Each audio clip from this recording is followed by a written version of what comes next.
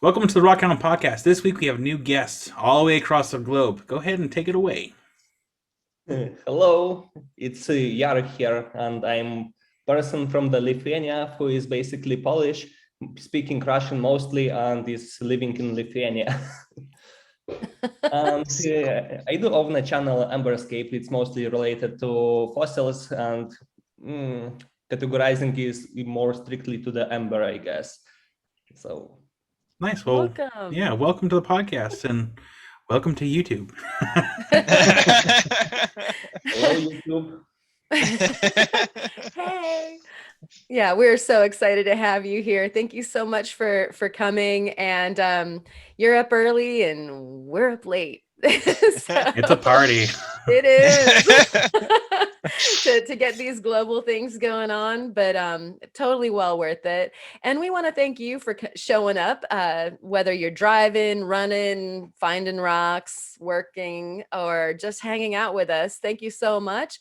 Let us know in the comments where you're watching from and what you're doing. And a little reminder, last week we had a viewer show and tell.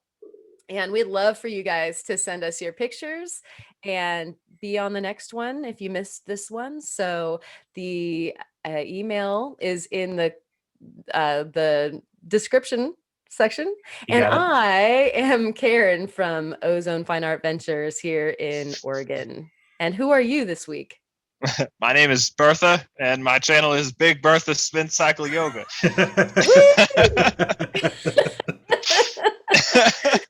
So I spend, run with Big Bertha. Anyway, I spend a good amount of time every week trying to come up with my fake name, and I did not have one today. So I was like, Alexis, what should I do? And she just spat that out, and I was like, wow, that is brilliant, and I love it. I'm going with that.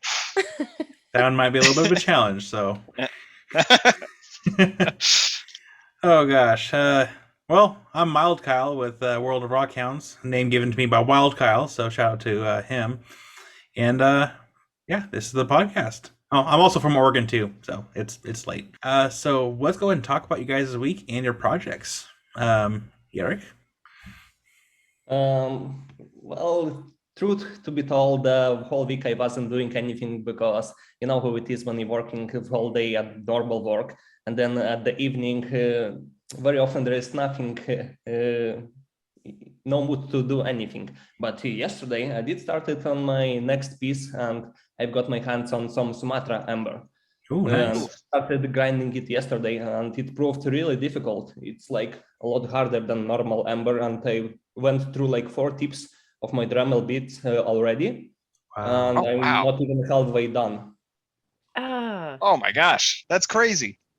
how We hard will would you see. say? Sorry? How hard would you say, like on the Mohs scale, like where do you like a 5, 6, 7? Well, it's at least 4 because it's like twice as hard as Baltic amber. Gotcha. Yeah, and right now it's like ugly duckling. There's nothing to show. That piece is mixed with a lot of sediment. So one part is really soft and another part is really hard. So I need to remove all the sediment to it looks like anything. Wow. So cool. Yeah, that is. That is really cool. Excavating amber, that's something that you don't really think about. You see the pretty picture at the end with the perfect Jurassic Park, fossilized bed. You think that they just found it that way. Yeah. And yeah, so that's unfortunate because I can't do any hunting during the week because it's like getting dark and there's basically no point. So all the hunting I do is basically at Saturdays, like today. We'll make this podcast quick so you can go out hunting. Yeah. Go find us something good. Yeah, but not amber, maybe some fossils because amber is like 400 kilometers away from me, and right now it's not the season to catch it. Dang, it's quite a drive. Yeah, I have like a window of a few months to try and catch it. Wow. Yeah. That's a quick season too. Yeah, and you can drive 400 kilometers and come back empty-handed because the weather wasn't right. So it's really sometimes disappointing. Yeah. Yep. Yeah, That- that's a good gamble.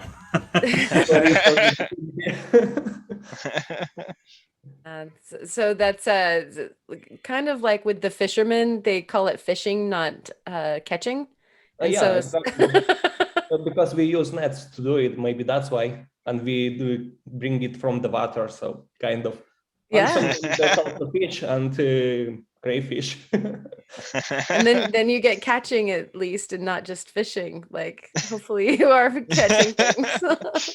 I'm releasing all the fishes that get into my net. Wow.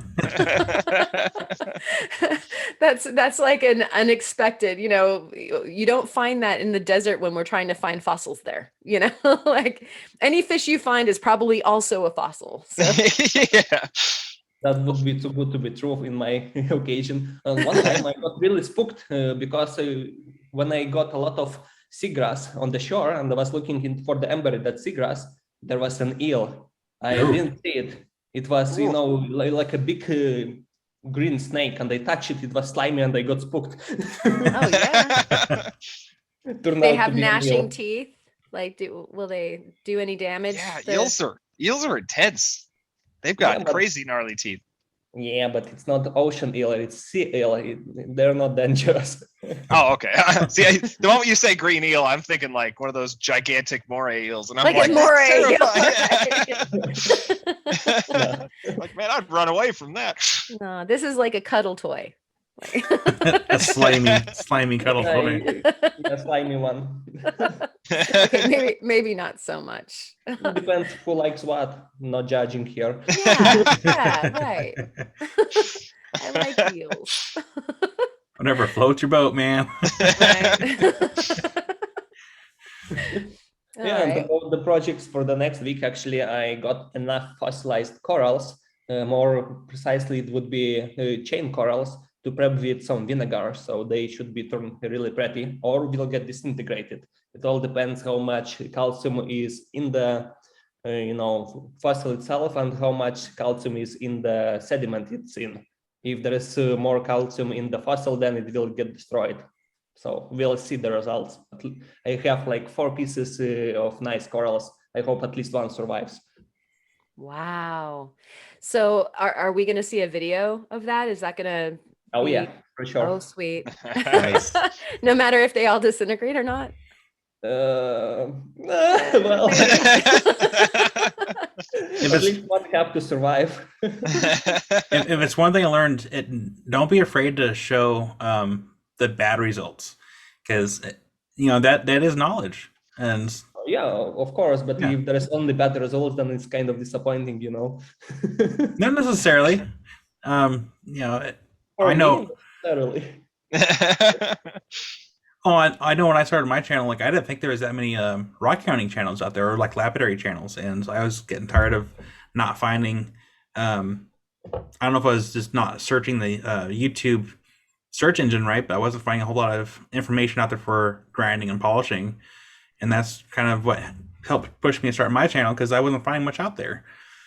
So it never hurts just to kind of have the good and bad information out there. That way, people know that this could happen if it's knowledge, good or bad. Experience is experience, right? Yeah. That experience is experience. I'm actually prepping a fish fossil right now from a concretion that I found here on the beach, and that happened. Most of the time, our fossils are agatized. If you see permineralization in the cellular structure of the bone, it's usually zeolite or a quartz, or it's agatized. And so I tossed this one into the vinegar. It was calcite. Oh no! Yeah, and so all of a sudden, the cellular structure of the fish is very lacy. It's so filigree like that all of a sudden those are hollowing out, and you usually use just like a toothbrush to brush off the matrix as it's coming away, and all of a sudden I'm just seeing like the brown bone standing by itself and nothing's filling it in or anything, and I'm like, oh gosh. Pumping the brakes on that project and getting the stabilizers out so that I can at least salvage it at this time, because that was the fish bone that I was showing. I think it was the week before last is one of my show and tells. Yeah, I think so. Yeah. Yep.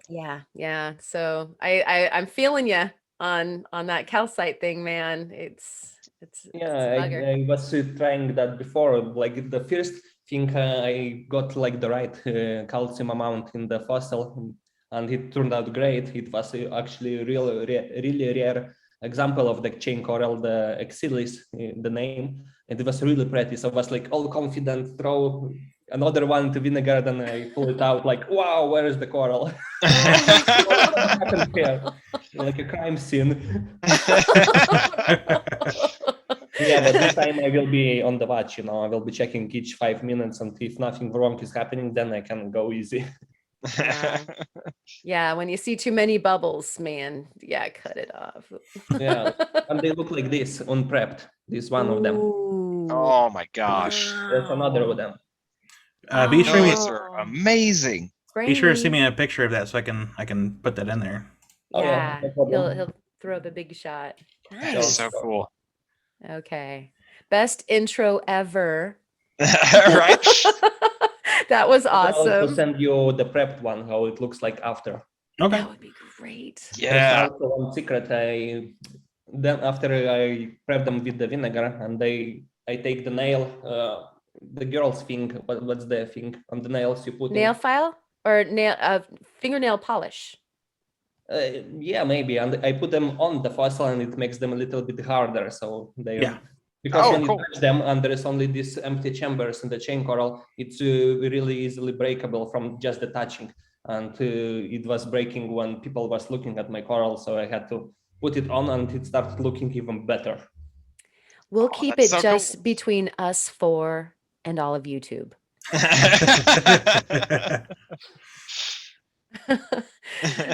All right. So, anything else to add to that, or is that what your week and your projects look like? No, I guess not. That's basically it. Nice. So I have been continuing the saga of puppies and ducklings, and I actually got some time to look at some of my fossils from a visit out east when we got the puppy, and that's going to be my show and tell in addition to an upcoming video. So you're gonna see what the spoils are from that. And otherwise I got the lights down low and I'm cruising into a pre-slumber here. So Theo, how about you? Well, I don't want to ruin any of the movie magic, but when you guys see this video, it will only have been one day for us since the last podcast. So in the last 24 hours, not much has happened. He's breaking the fourth wall. I know. I'm sorry to ruin the fourth wall, but I actually did get a lot of stuff done today. So I'm still cleaning the shop still.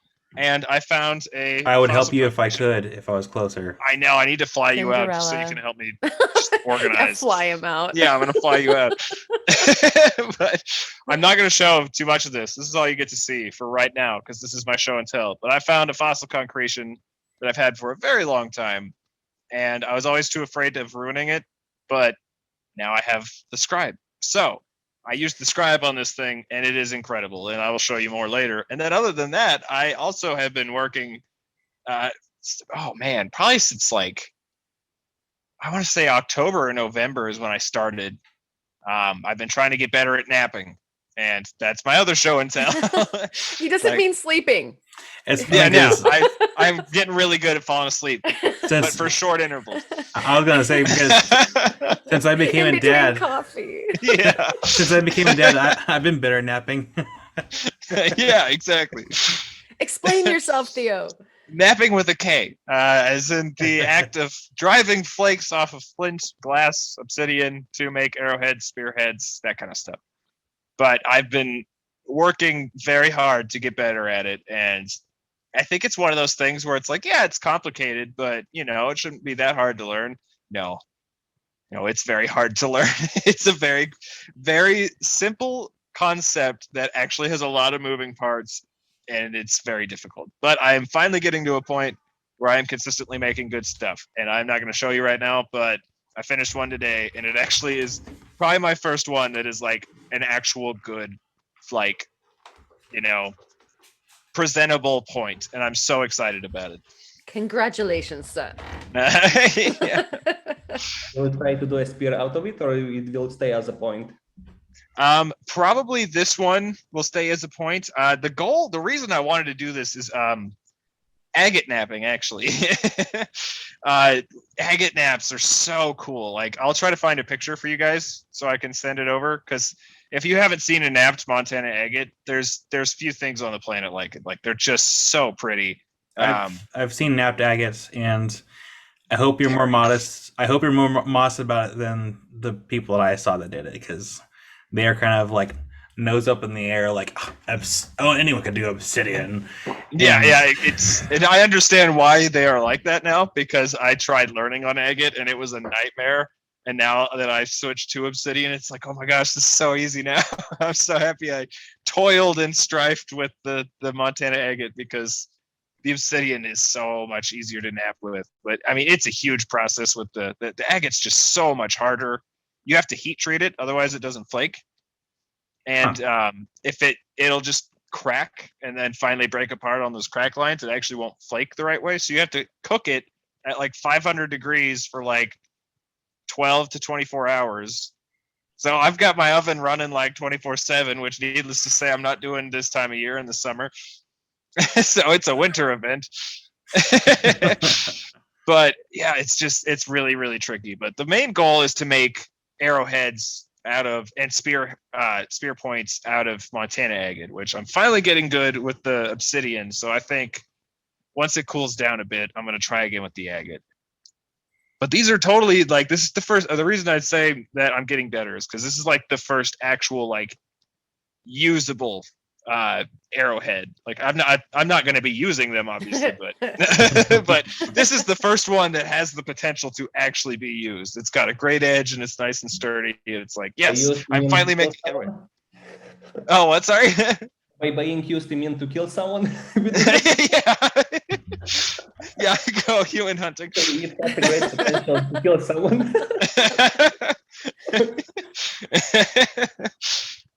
I could. I mean, this one's sharp. And then I was joking about. It's one thing. I'm breaking the fourth wall tonight, guys.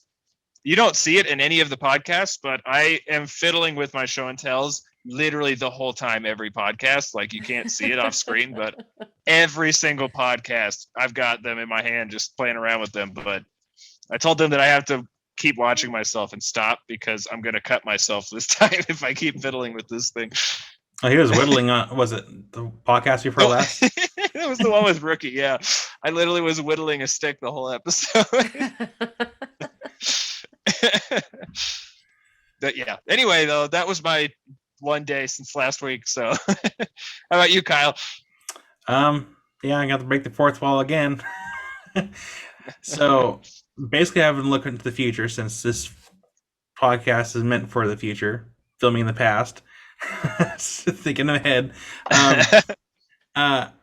Just trying to get some more projects done before we go out rock hounding, which by the time you guys are seeing this, I'll be out in the heat and getting dirty and looking for rocks. But I'm still in the process of getting customer projects done. I'm hoping to have at least more than half of them done before I head it out. And I think we're going to the beach on Sunday, or this. Oh gosh, this is where it's going to get a little confusing. So yeah, I'm too tired to think about the time differences. So I'm just like, there's been one day. I'm sorry, I'm not doing this tonight. So by the time you guys are watching this, we should have gone to the beach, and we should have at this point hit up Karen's house for the concretion, and so hopefully we had a great time. It was we had a great time. Theoretically, yeah. But we haven't been to the coast in well over a year, because I think the last time we went was when Amy was pregnant. Wow. And we got that large concretion. That was the last time that we've been. So yeah, well over a year. And so we figured we want to go and take River with us, and have that won't be her first beach visit. Are you guys gonna try to go to the aquarium by any chance? Oh, I don't know, to be honest. That fossil exhibit is still up. Oh, then Take me with you. It's definitely worth a gander. And if you guys don't make it, it's okay. I have video footage, but all y'all out there watching, if you have a chance to hit Newport and you want to go to the aquarium to see it anyway, there's a fantastic fossil show. And if you wonder what to look for when you're out on the beach and you're walking along and you're hoping to find, one of the vertebrae or any number of the different things that we can find, seeing it first is really hedging your bets, because then you know what you're looking for. So good to know. And Yeah. it's not a forever thing, right? It's only for a limited nope, time. it's seasonal. Yeah. And unfortunately I could not find anywhere. Hey, if you're out there and when this thing is going to come down, put it in the comments, because I searched all over the place and short of talking to the staff, there was no way to find out. It's not posted anywhere. So Good to know. I figure I got to grab it while I can. I'm going to go at least 1 or 2 more times so that I can do some homework. By the way, guys, do you ever try to go for meteor hunting?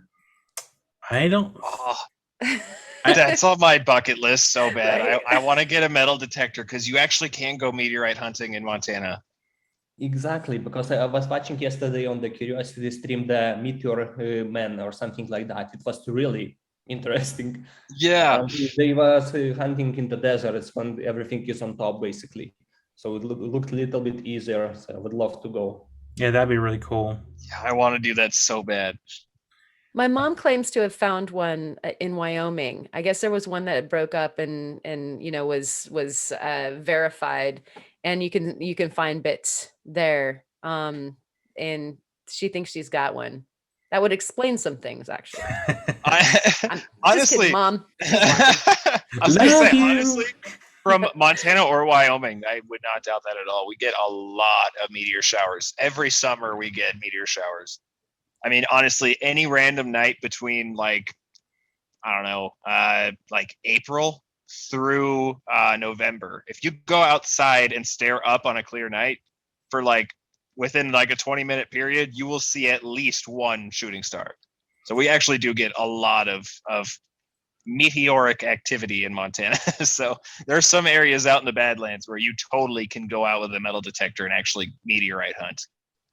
Would you try to making something out of the space rock? Because you're working with a lot of materials and you're making stuff. Would you try something from the space rock? I think I'd have to. Just so that I could say I have a space rock. That's the coolest thing ever. I'd probably make a knife handle with dino bone and a meteorite. And to add on to that, it'd be really cool if someone found a meteorite on top of a dinosaur fossil.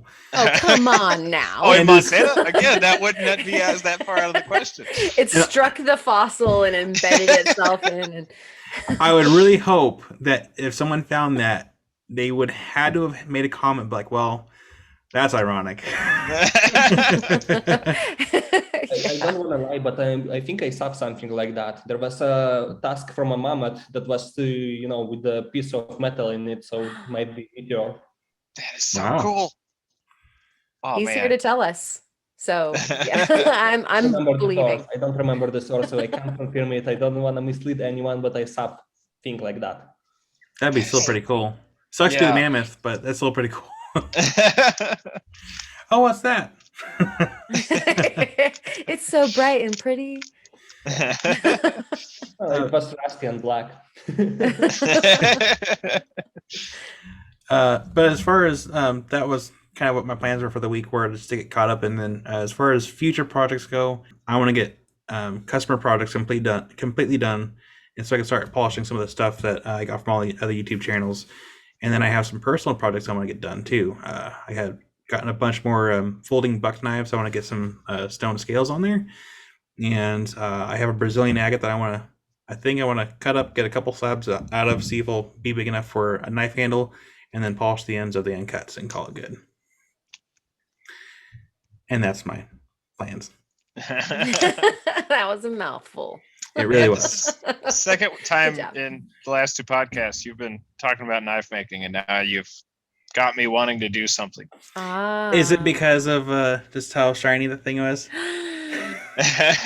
He still Yes, has and I've always hair. yeah, you gotta show that again. That thing is amazing. The mirror finish on that is just phenomenal. There's Theo, there's me, and there's Yeah. Aaron, and there's Jarek. Yeah, that mirror finish is amazing. No, I really want to get into more knife making. I've only made one knife, and the blade was Montana agate. So now I want to make another stone blade knife, because that was also a pretty early video, and I need to revisit that. You saw my blade of anxiety project, right? I think so. Yeah. Yeah. That sounds familiar. Which one was that? The entire full tang blade was Brazilian agate, and the handle was Maury Mountain moss agate. Yep. I saw that one. Yeah. I love the name. The blade of what? The blade of anxiety.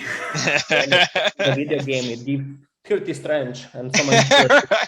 Well, I called it that because I took the polishing wheel. You know, I cleaned up all the polish, and I found some areas that still needed to be polished up. So, taking it back to the wheel, I was literally shaking because, like, if I dropped this piece or if it flew off, for whatever reason, it was done.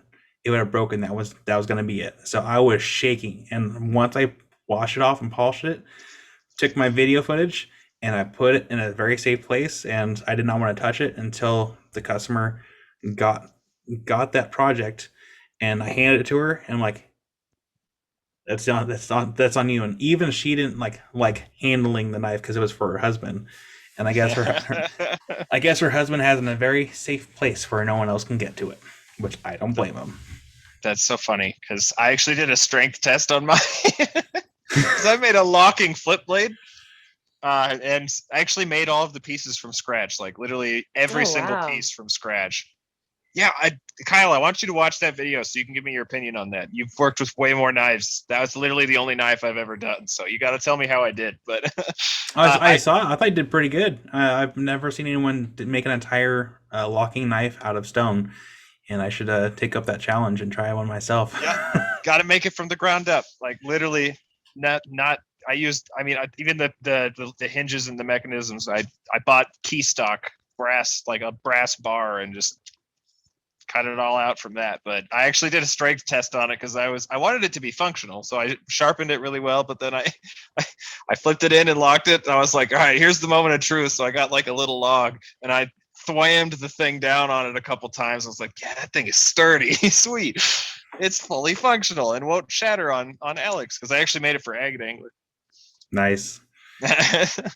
I'm sure he probably has it on a shelf, just like not using it. Yeah, I made a stand to go with it because I doubted that it was going to be getting used. But yeah, I still have 2 pocket knives on my shelf. That one of them I want to go to deliver it to the gentleman I bought my second rock estate from, because Amy had mentioned that I do knives, and the guy asked if I would do one for him out of a piece of jasper out of the estate.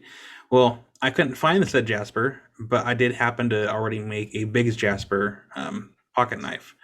So I'm gonna go try to see if he still lives at that same address and go drop it off and be like, here you go.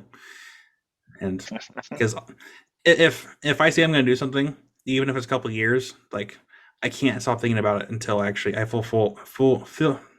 until I complete what I say. Have to find words to replace with the words I can't say. And then I have another knife that's the African Petersite, that it's just going to probably sit on my shelf because it was a very expensive project, and it took me a year to get done because I ruined the first. I was going to try to make 2 knives out of it, and I messed up. I'll make 1 knife out of it. But that's enough about me. Let's get into questions. I was gonna say, I think I led us into a tangent about knives. Just a little bit. Yeah, a little bit. I'm sorry. Superhero moment. Right. So Karen, my superpower of mass distraction. Oh, look, a distraction. Oh, I was actually hanging up my cord because this thing is like what? I thought it was a butterfly. Oh man, I do have a butterfly on my shelf over here. Next to my 100-year-old bitters.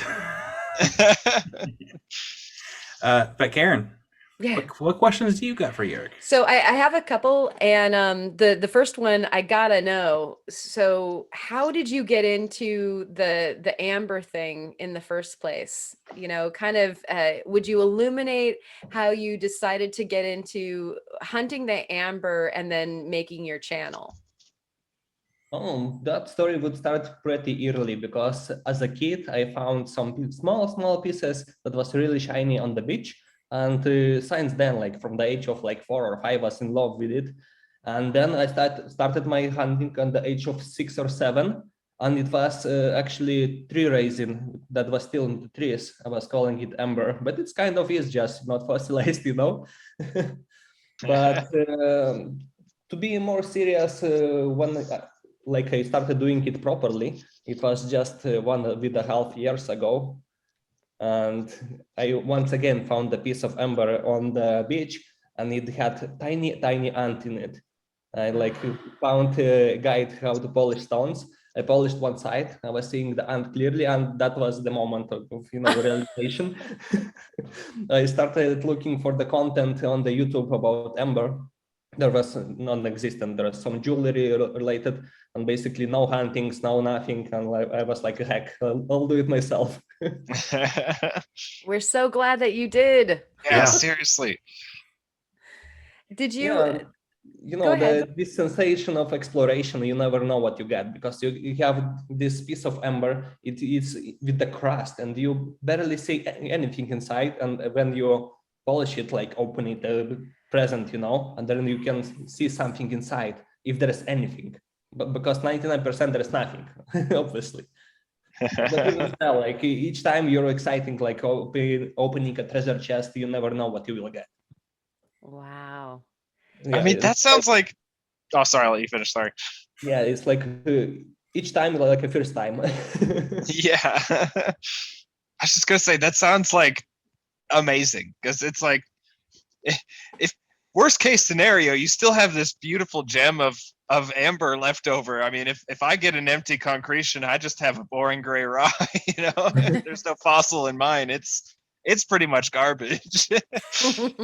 I've gotten a few of Yeah, those. like for example, this one of the first pieces I ever polished, and it has nothing inside, and it's still a beauty. So beautiful. Yeah, that is still absolutely stunning.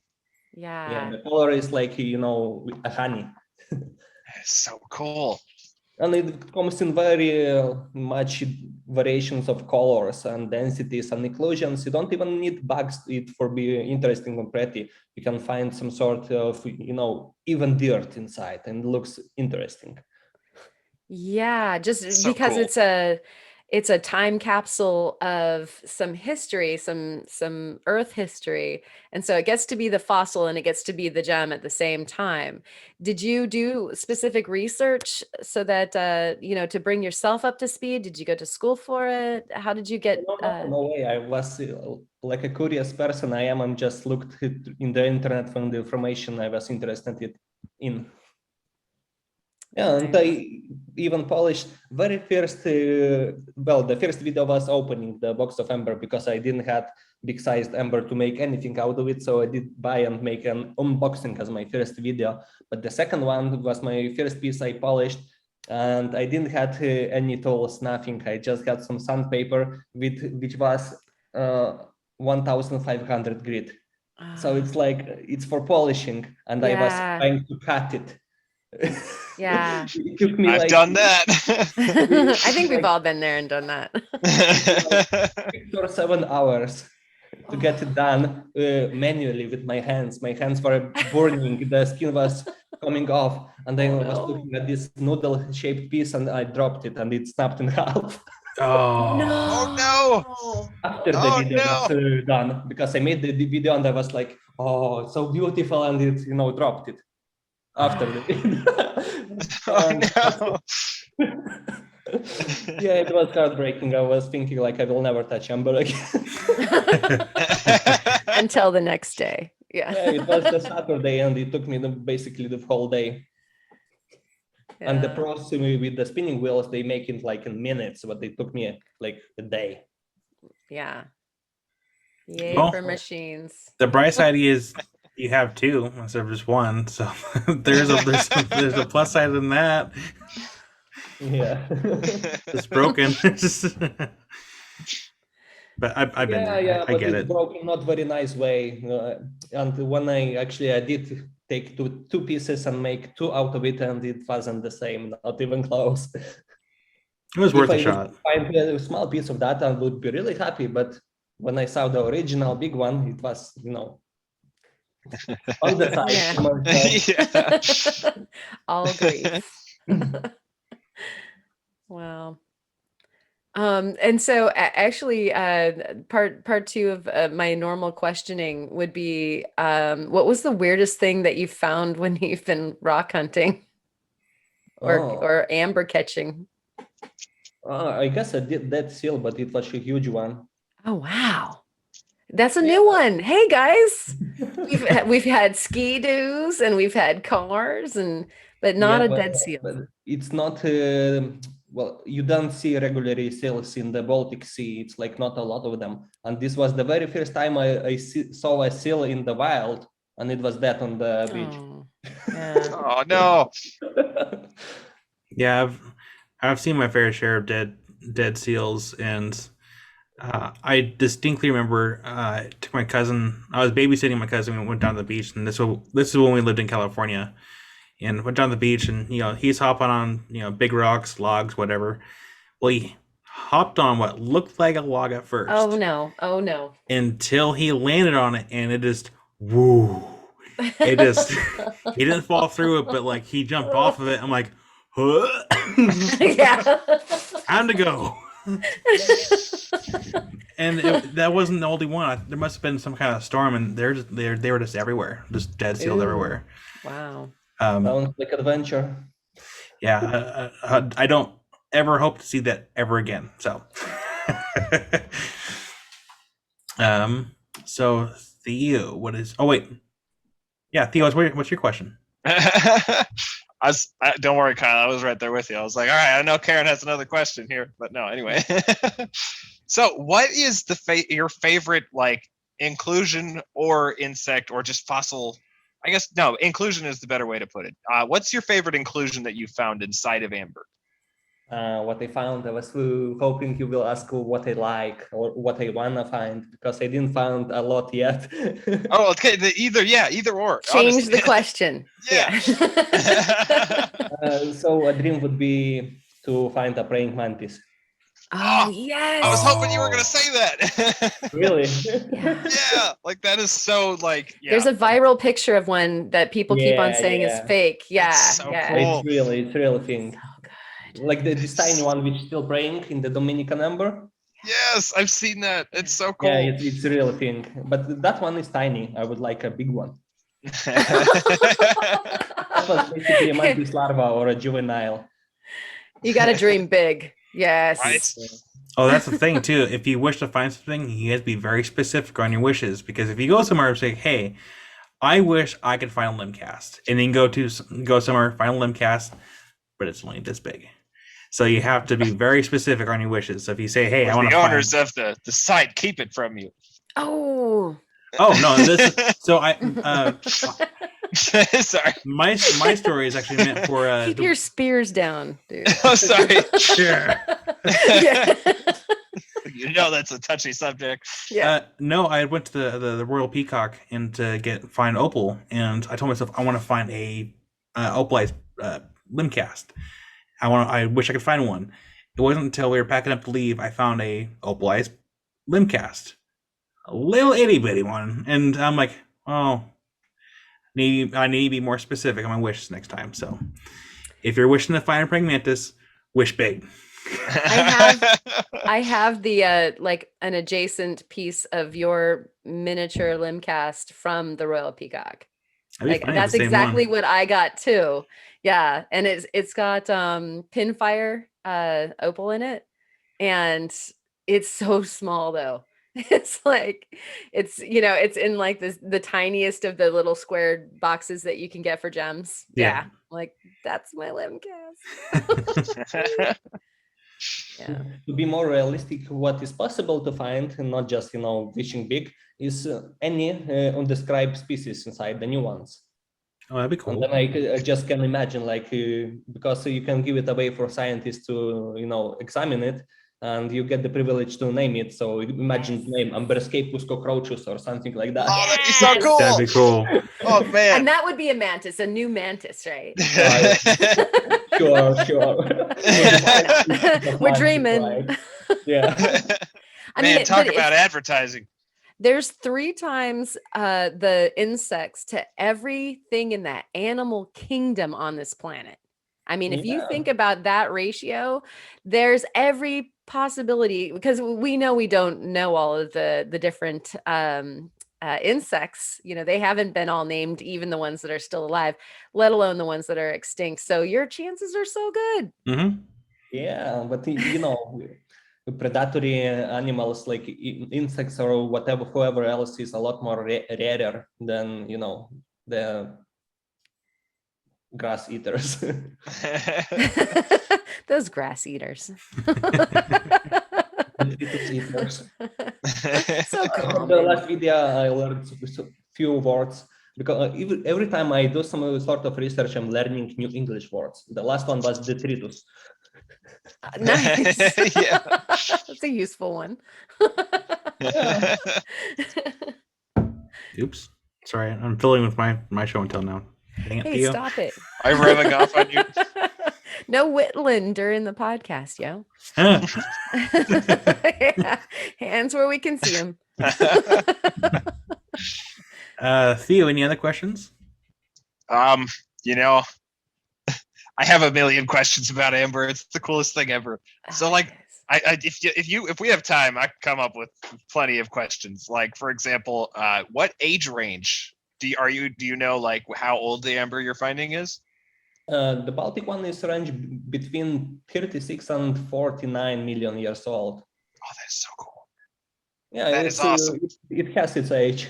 That's so awesome. The coolest thing, because if you find Amber, the youngest insect will be 36 million years old, and it looks like it's still alive. It even has the color. Like I have this snipe fly, which is still blue. You can't see it probably from here, but it's still blue. I will send you a picture, guys. Wow, yeah. That is so cool. Definitely. Sorry, I'm writing down the time here, so I know where to put that in. Yeah, when you're finding fossils insect in rocks, you see the imprints. And here we have 3D whole thing, which looks like it's still alive, just frozen. That's cool. So cool. That's another really cool thing about Amber.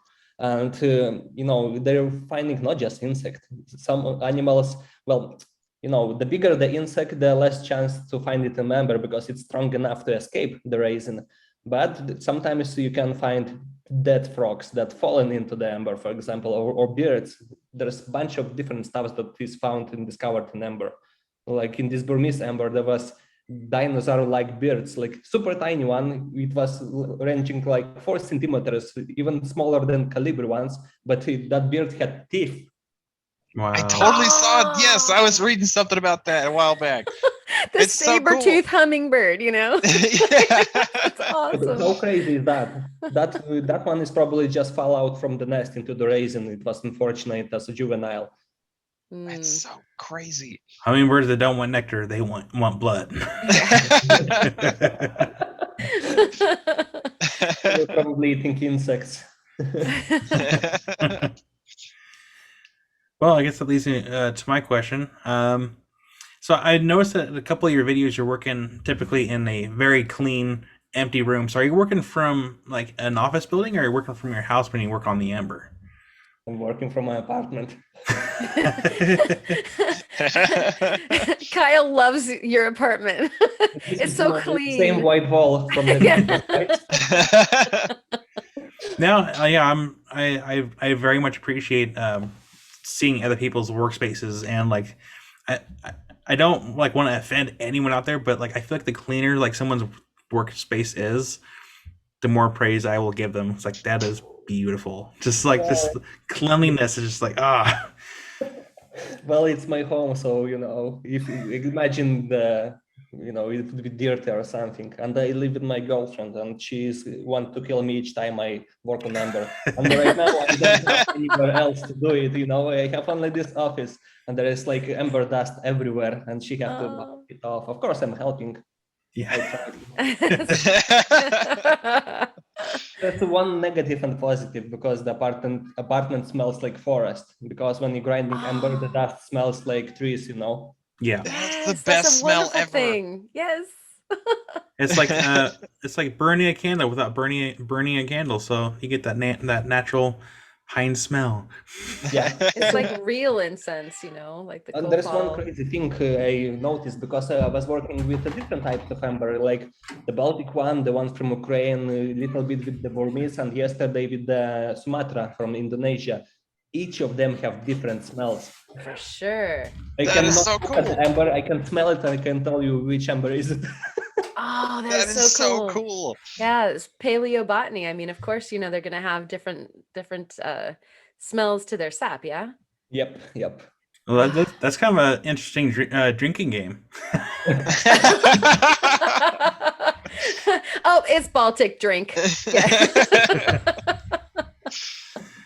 Funny. I guess a follow-up question would be do you plan on getting more equipment than what you have now in order to work the amp? Oh yeah.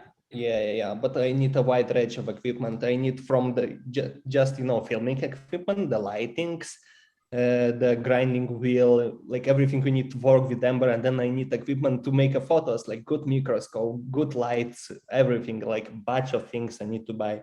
This hobby is like killing my wallet. Boy, howdy. You had a great video on how to shoot.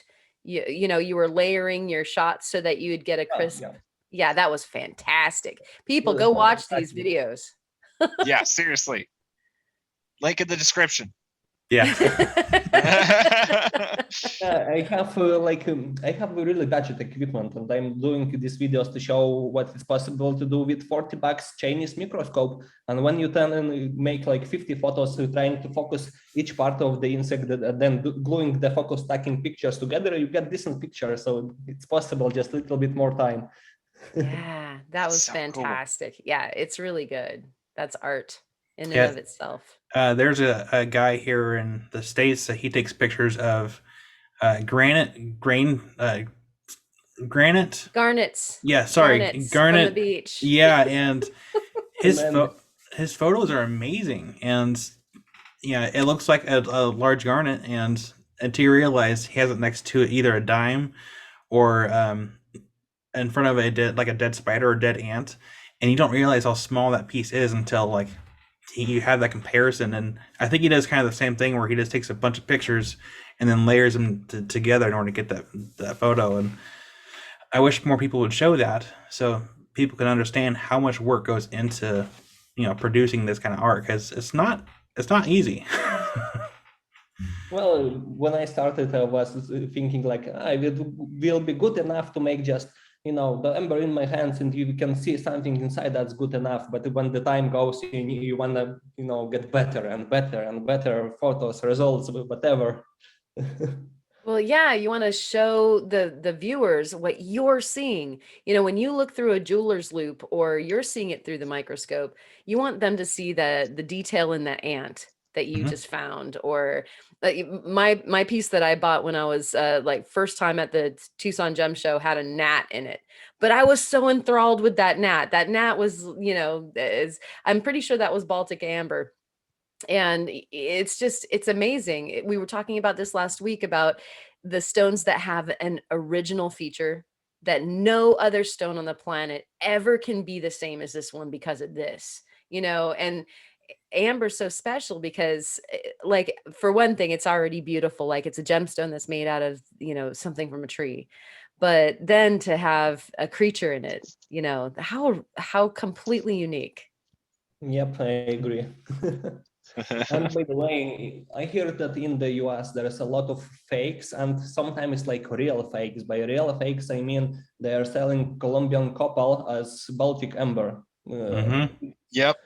Colombian copal is really cheap, and you have a high abundance of, the insects, like even like tens on hundreds in one stone. and they calling it Baltic amber and like fetching a high price. So I heard about that issue in the US.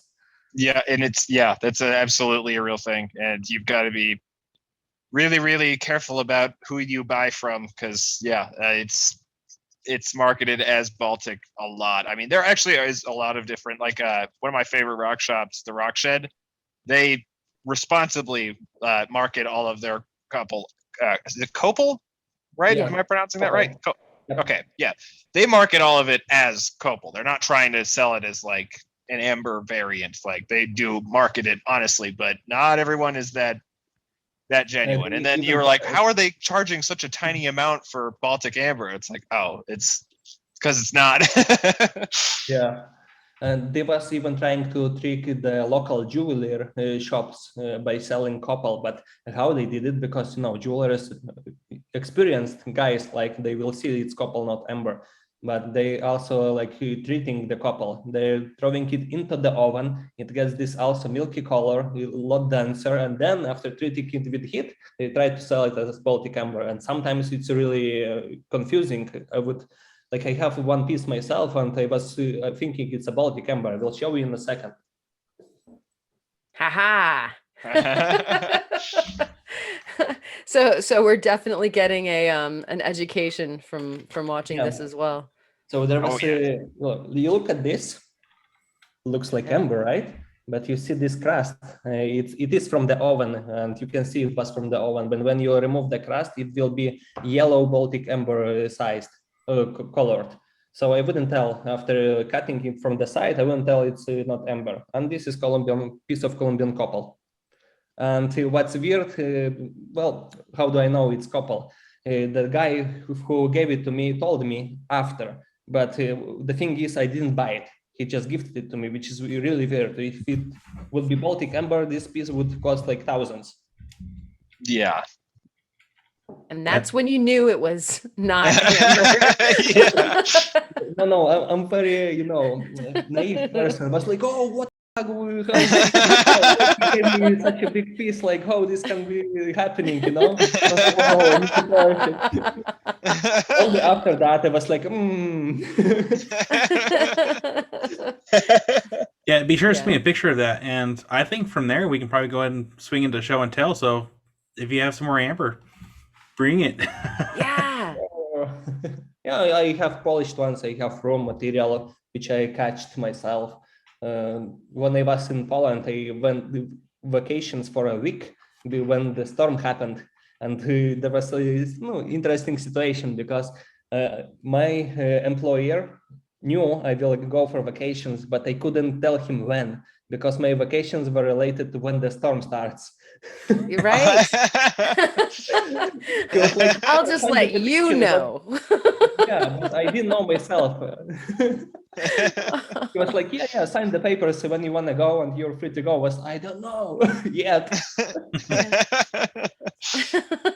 Yeah, and that trip was extremely successful. Like after 1 week of hunting, like not even 1 week, it was like 5 days, I bring home around 4 kilos of amber.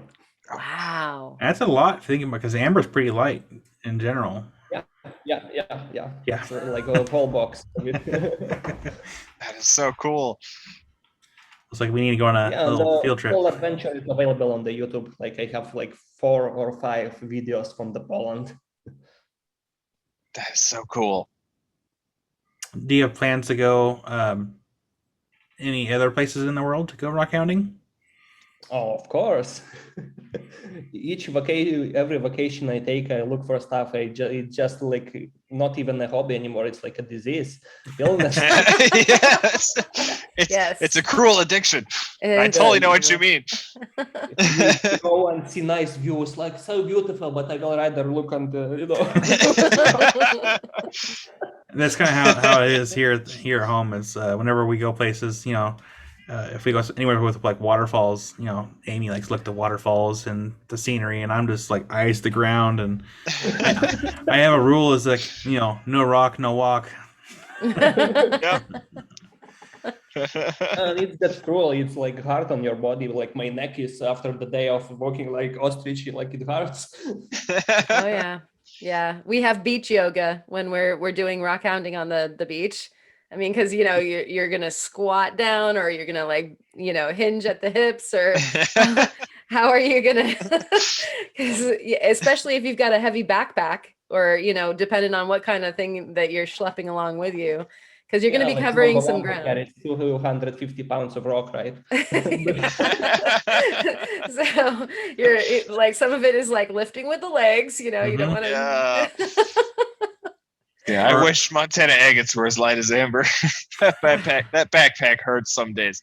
Oh yeah. You Yeah. are the straps in your backpack just not thick enough, or It's just it doesn't when you get enough weight in a bag, doesn't matter how comfortable the straps are or if And- there's like a stomach buckle or a chest buckle up front. Like you can have all the right things and it's still going to be hurt when you're carrying like a bunch of weight and big rocks around for like 5 hours. It gets Yeah, painful. those after a while. backpacks are not made for that. They're just not. They're not. Yeah. Yeah. I managed to secure a army. It's almost like an army issued canvas backpack, so it's like heavy duty. Yeah, that would probably be the way to go, honestly, because those are made to carry a bunch of weight. Mine is like a backpacking backpack, which is still made to carry a bunch of weight, but not like 9-pound Jaspers. Yeah. But yeah, let's go ahead and get into show and tell. And Jarek, you're first.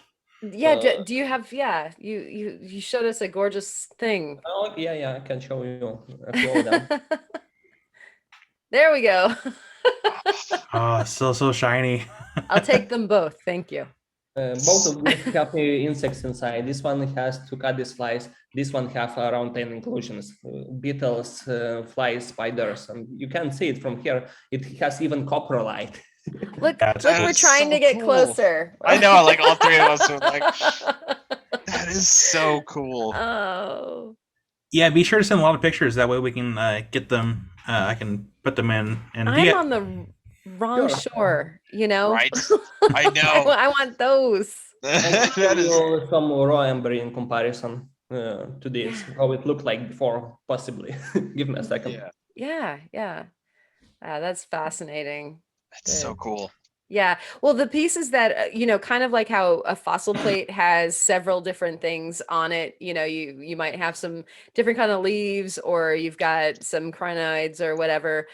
The fact that like one piece of amber can contain the beetle and a, spider and all those different things like That's that so would just cool. blow my mind. Yeah. Okay. So, Handle like, that. look at the difference. This one is raw, Oh yeah. Wow. Wow. but it will be absolutely gorgeous because he has this honey color inside. Wow. Yeah. That is so cool. That's just like pure faith, that like faith in your polishing skills so that you can kind Yeah, of there's birth some that white baby out of amber. there. Like this one, it will be whitish after polishing. Wow. Dang. Doesn't look like much on polish. This one is more like crystally. Yeah. That is so cool. That's one thing I've not polished yet before is amber, and because the amber that I have bought from a friend of mine, he said that it can be very tricky to work because if it gets too hot, then it just Melts. yeah. Yeah, I know. I that the only time I've ever cut amber, I was using a cutoff wheel on my Dremel, on my rotary tool, and I had red amber, and I just wanted to cut the end off so that I could try to make a cabochon because this was before I knew how soft it was. Probably wouldn't make the best ring. It would probably make it like a week or two before it's not usable anymore. So this is like, first year of doing rock stuff. And I started cutting on it and then it just started flinging like strings, Wow. like little strings because it would melt the amber. And then as it flung off the rotary wheel, it would recool from the air. So I had like little strands, like almost like hair. Theo was making amber. taffy. I So was. nice. It was so cool. Amber taffy. I never did actually Taffy try color. polishing the thing. So I was like, what the heck? Wow. Yeah. Total folly. This one is from the cherry tree. It's also amber, but it has this resin from the cherry-like tree. It will be absolutely red inside. Wow. That is so cool. Oh, And this one is just like transparent one, which may contain insects, and this one may also contain insects. So as how I how see do you before not polishing. how do you not stay up all night and just polish them all? So, yeah, it's not that easy for me. I don't have this, high grade equipment. I have only Dremel, and Dremeling takes me a long time to make. And I don't have that many pieces with insects, so basically I'm keeping them for the videos. I gotcha. Yeah, I feel it. Not that many. I have. Let's see. How do I show you this? All of these are with the insects. Can you see it? Oh wow, That seems like Wow. plenty. Yeah, sure. It's like I got some over time. Like, there's plenty of them, and I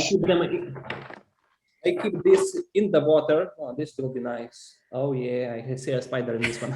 That is so cool. Seriously, we're taking a field trip out. I know. Podcast field trip. Let's go. Like, look, this one. This doesn't have insect, but this one has a branch in it. that's Tiny branch. cool. That is so Oh, be still my amazing. heart. That is cool. Wow. I want the branch. I keep those in the water because when unpolished, when they get dry, it's like, like Ethiopian opal. It can start cracking and breaking. So I keep them Oh. moist before I polish them. After you polish them, how do they stabilize? Like, you said that they craze like an opal. After they're polished, does that give them a seal? Well, you don't have the cracks, it tends to crack if it has already cracks. That's like every rock work, first of Yeah. all. And second of all, I do this polish glaze with silicone and wax, which also protects it. Yay. Okay. Because I'm gonna be like, there will be tears if that stick that you've got there like crazes. It will be fine, don't worry. Oh, good. I don't want to cry. It'd be really funny if it was a pine stick and you'd just be like, it'll be pine, don't worry. Oh, dad puns. Bad joke. Had to get my one in. But yeah, just be sure to send me pictures of all the ones that you showed, and then after the podcast, we'll be in bed, but just send me pictures. We'll deal with it sometime last week. Yeah. Because if I can get all pictures in at least before Sunday, I can never have everything ready, and before I even leave. Sweet. You have no worries. Yeah. You've got some time. Yeah. There's no rush this week. Nope. Yeah, thank you for showing us the amber. That's awesome. It's amazing. It's a pleasure to show it. It's like showing off a little bit. Oh, yeah. I could just sit and watch that all night. Jealous. I look at your finds, just like, oh my god, Amolite! Wow, this is the coolest thing ever. Right? You're not alone. Well, it's so funny because that is exactly how I react when I watch your videos. I'm just like, what? Amber is something that I adore it, and I'm very intimidated by it because it's fragile and it's soft, and I am afraid of ruining it. So I've shied away from working with it just because it has the potential to be so incredible, and I'm so terrified of ruining it that it's just like, on. When you was doing this cabochon from the Amolite, that was looking a lot scarier than the Amber. Yeah, there's that. That's easier to me though, because then all I have to do is shape the outside, and then I can dome it with resin, and then I'm done. So the most nerve-wracking thing is when the inclusions are at the very top, and you need to remove the crust to show it, and it's almost sticking out from the Amber. There's like one wrong move, and it's gone. Oh, that's got to be terrifying. Yeah, it's not that terrifying when it's a small pee-pee fly, how I call it. Pee-pee fly. Yeah. Let's see here. Karen, what do you have for your show and tell? Okay, so I thought I'd keep with the fossil theme for the evening, and I brought actually a fossil plate that we found out when we were getting the pup out in Eastern Oregon. We hit some leaf beds, and I this always happens. Like, how many times was it the last thing that you were going to do? Like, I'm on my way back to the truck, I promise. But I just want to look at this one last book, and the fossils there come out of the limestone books. And I just saw one fairly large, craggy one sticking up out of the ground. And I was mostly working the wall before. And so I I got some other pieces from this one, but this is rather large. A little bit. And you can see that there's a leaf like dead center, like right above my nose. You can see the leaf like kind of spans out like right there. Yeah. Great big leaf. And this is a fossil plate, so there's many different fossils on this guy. The thing that really made me excited, this was plate 3, and so I got 2 more on top of this, and this was the bottom one right there, and I'll send you good pictures, is a pine cone. What? Oh, that is so cool. Can you see that? And so, and like some other like fossil leaves and stuff like that. The problem with this one, it was the bottom, and it was about, I don't know, 2 feet into the ground already, because I brought its sisters, and you can see this is rather thick. Its other ones came out before this, and the other one's still there. Oh no. Oh. Oh no. I know where it is. Gonna have to go back and get it. Go do some I digging. literally had to leave it because I couldn't dig. We did have all of our picks and shovels and everything, but we were literally leaving. And I was like, there's this one last next to this piece of sagebrush. And so, yeah. Yeah, I guess you had to leaf it there. Oh, 2 dad jokes. In one episode, it's too much. Get it spoiled. But yeah, the pine cone kind of like made my century, because that's special. And I don't know, some folks aren't into the paleobotany. They think that finding the mammals and the fish and stuff like that are a little bit more fun, but there's something incredibly visceral about finding something that's so immediate, like that stick in the amber, this is just like what we've got here right now. But this one's from, my era there is about 20 million years. And so, it's still fairly young, but still cool. I think it's cool. Respectable age. Baby fossils. Theo, what do you got? I actually also am sticking with the fossil theme tonight. Am I gonna have to change mine because Yeah, go grab a fossil. Grab a fossil from Go the get a wall while fossil, he goes through his. don't mind my sweatpants. So, should we wait for him to get back, or should I just talk? Roll it. He's just like, yeah, you do you. Okay. So I've had this concretion for a very long time, and I didn't want to touch it because I didn't want to ruin it. The way it was exposed, I didn't know what it was, but I had a hunch.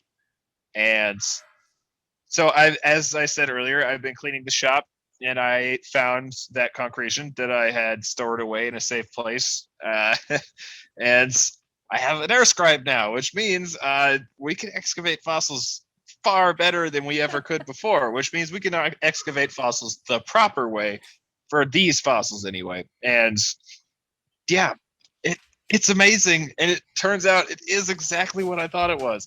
So when it was in the Matrix, it was just like a little ball poking out like that, like perfect half sphere. So I started prepping and kept prepping and kept prepping. And lo and behold, we have a nautilus.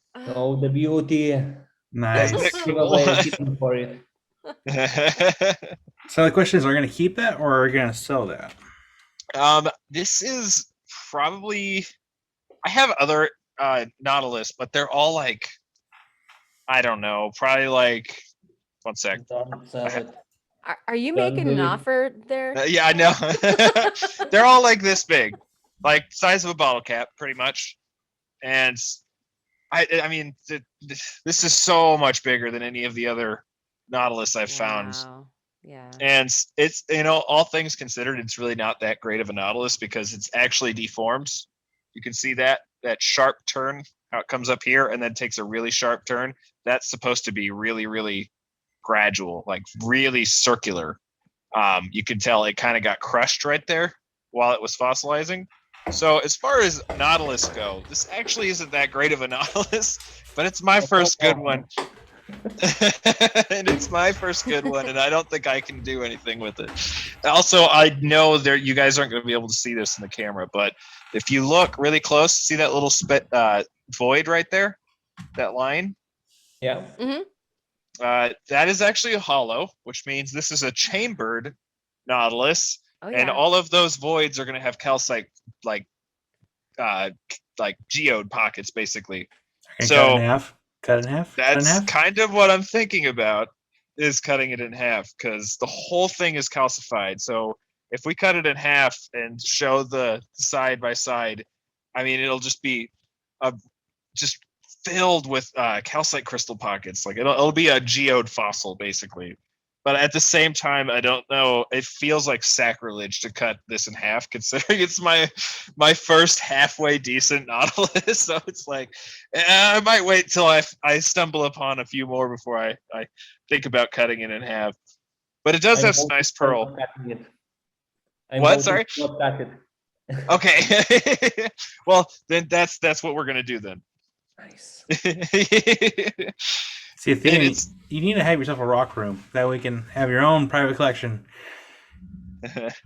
I do. They're just in a box. I have my private box of stuff that doesn't get sold, but it's all in a box because I don't trust my cats. My cats are monsters, and I don't bring anything home because I don't trust them. I mean, my nicer stuff is up on shelves in the back of the shop just so I can enjoy them. But yeah, the majority of my private collection is just in a box, which is kind of sacrilegious, but I hear that. I was telling Kyle last night that my new puppy Ochiko had found one of the leaf fossils that was down low and had a taste for the mineral content of that limestone and chewed it. Yeah, perforated that bad boy to within, not being recognizable anymore. Oh, no. Like so I don't know if y'all have had the experience with puppies that like take your socks and like take them to a whole nother room or take them outside or whatever. Like they're little bandits. And so I found the leaf fossil upstairs, like in a complete different room underneath the ottoman. Like it's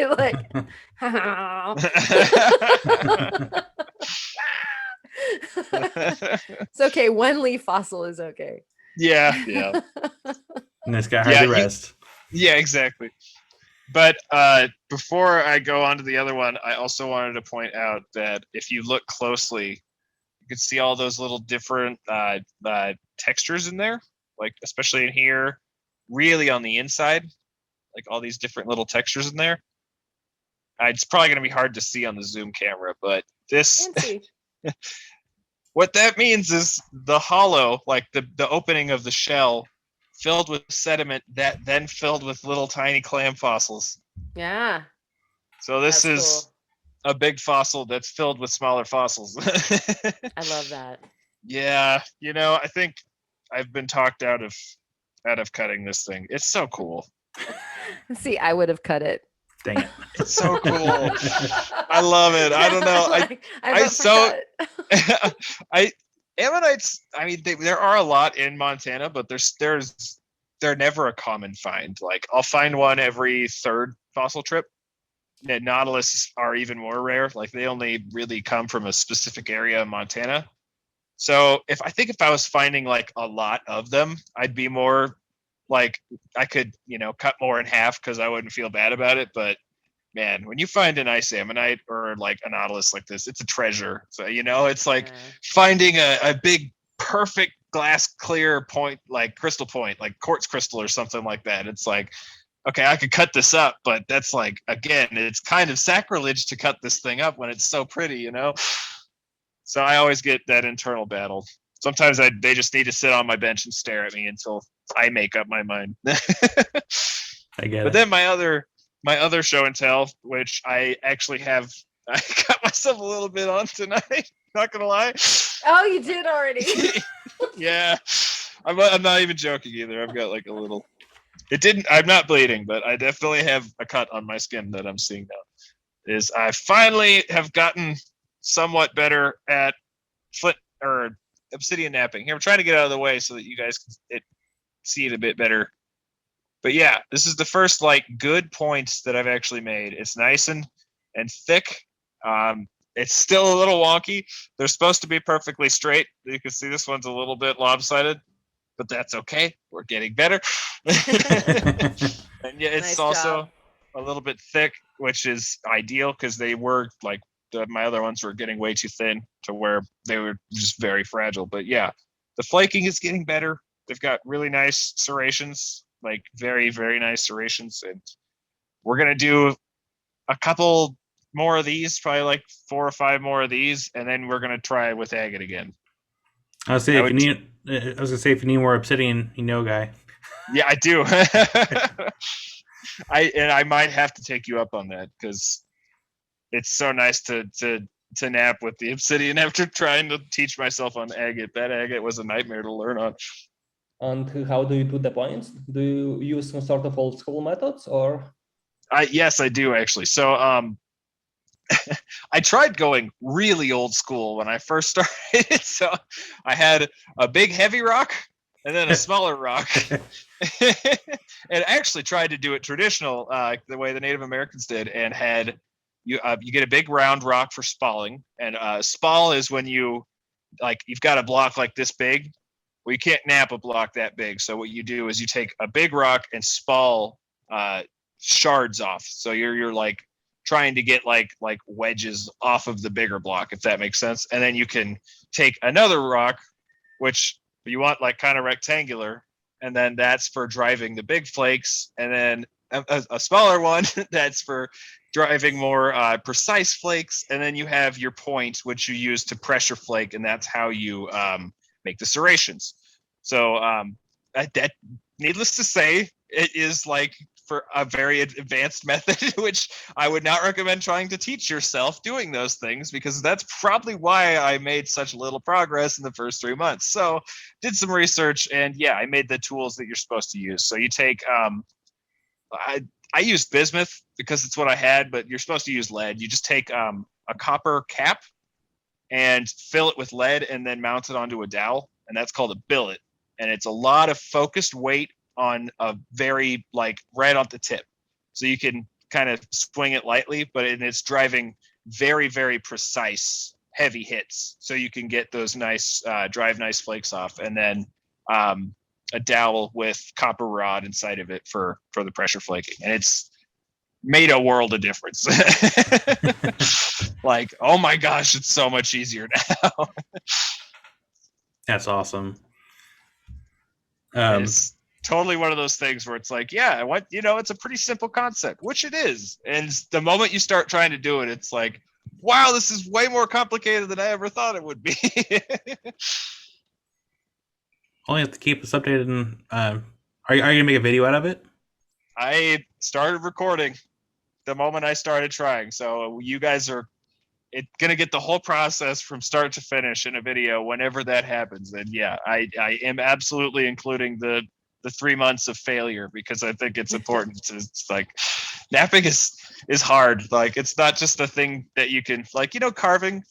You don't have to be a master carver to still make something good looking. Yeah. But napping, if you don't have at least a basic understanding of the principles and stuff, you're not going to be able to even get to a point. Because if you don't drive flakes perfectly, you won't be able to pressure flake to make the serrations, because it'll be too thick or rounded. So, I mean, if you miss one step of the process, you won't be able to make it to the end step. And it's so frustratingly hard to get started on napping. We'll just have to keep an eye out for that video so we can learn from your mistakes. Yes. Don't. I'll be posting my mistakes so you guys don't have to repeat them. Well, I'm sorry. They're not called mistakes. They're called learning opportunities. It's been one heck of a learning opportunity. I'll say that. Go ahead and get into my show and tell. I grabbed a couple of things. One of the items I did not find myself. We have a rock vendor, probably within like 30 miles, that typically sells Moroccan pine cones, agatized pine cones. I don't remember if I showed these before, but I have a couple, or a pine cone that I cut and polished in half. Again, sorry, it's very reflective. I'll post a picture here when this video goes live. Your polishing is just madness. Like, I can't even. But see how close I get.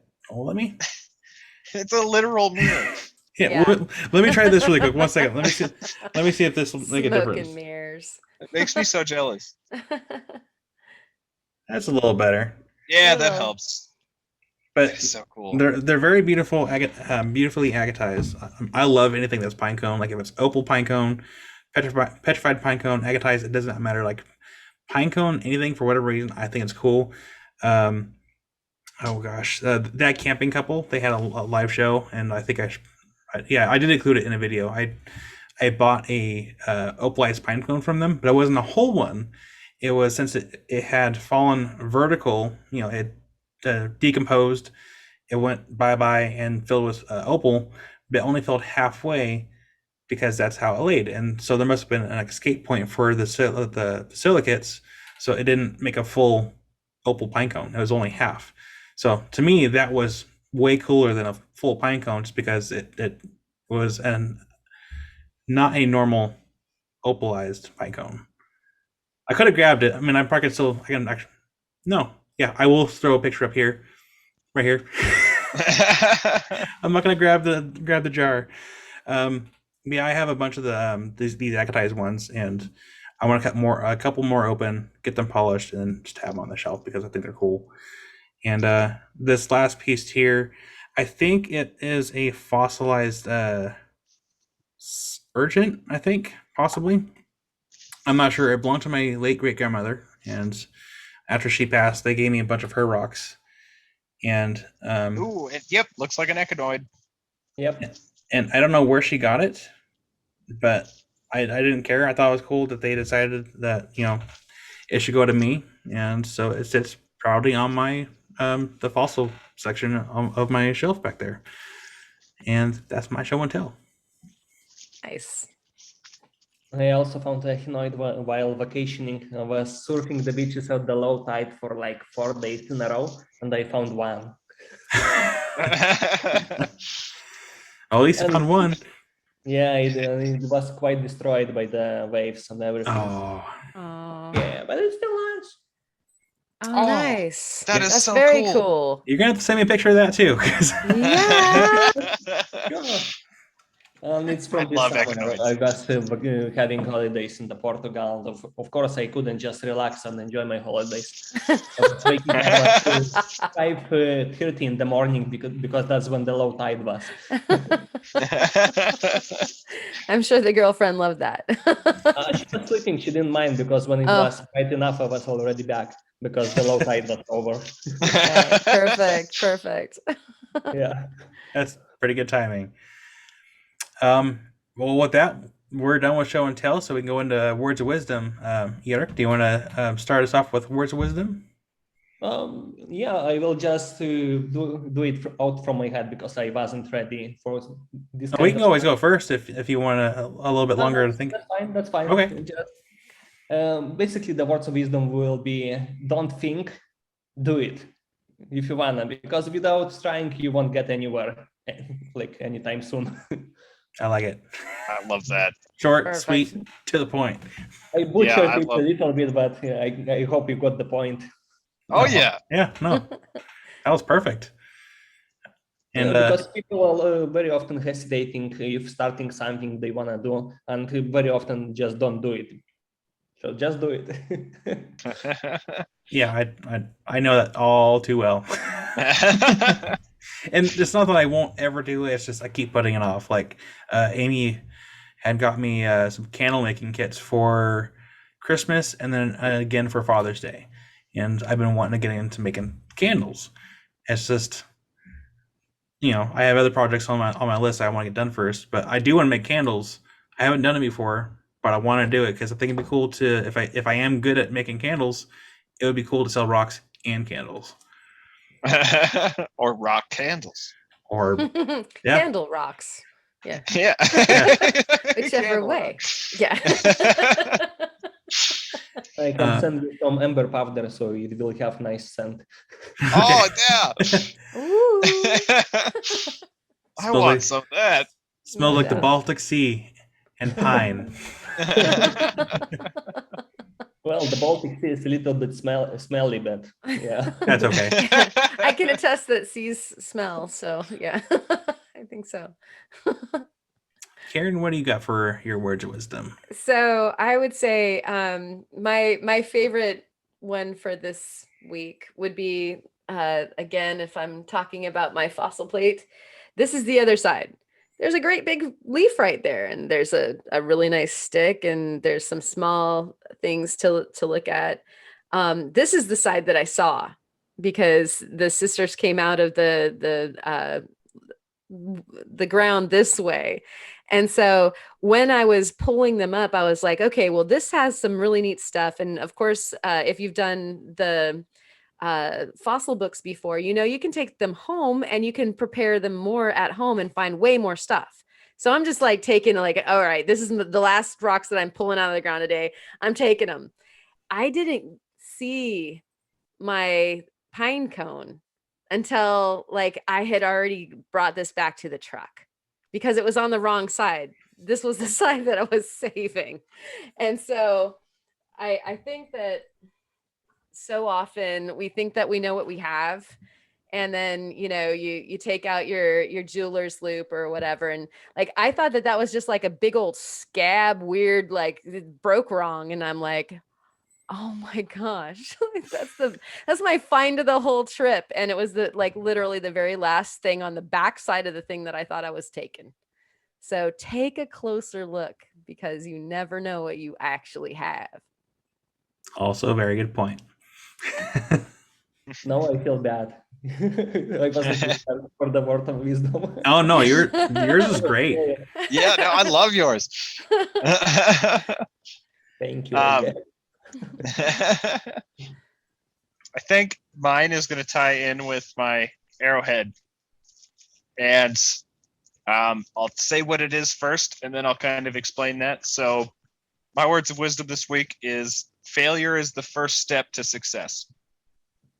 And what I mean by that is success and failure are not like the opposites of each other. They are both a part of each other. If I had given up the first time I failed an arrowhead, I would have gotten zero progress whatsoever. It was those repeated failures that taught me what to do differently next time. And with some things, you fail enough times that you finally get to the point where you have a backlog of what not to do, and then you can actually finally lead yourself to success on any given topic.